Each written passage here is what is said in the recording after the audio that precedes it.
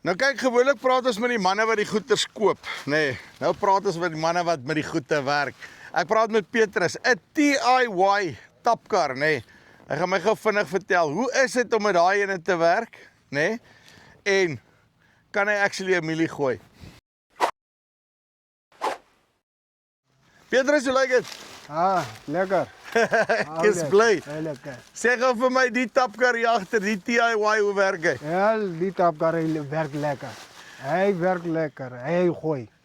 Hij gooi lekker en is niet sakkal, nee.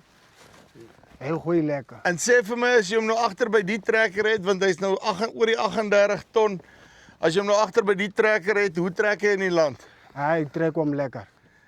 Is nie laat hy hom basies loop insak, laat die trekker hop die hele tyd nie. Nee, hij hoopt niet. Hij trekt hem lekker leven. En sê vir my, as jy hom daar gooi by die lorry, hoe gooi die auger? Hij gooit hij ook. Hij gooit. Hij gooit. Rarig, hij is niet spelletjes niet. Jy meen, hy sien speletjies Nee, hij nie. is niet spelletjes niet. Sê vir my, maak hy nie nou dat jy die milies meer mors, daai ding nie. Nee, nee. Hij morst in die milies niet. Werk daai klappie wat so maak. Hij werkt om. Hij werkt. Je maakt hem toe op. Jy het nou al met die ander tapkarre gewerk, wat een sê jy sê werk vir jou die beste? Die grote. Die groot is, hy, Ja, is die beste die tapkar van mij die ene. Rarig, ik werk lekker met hem.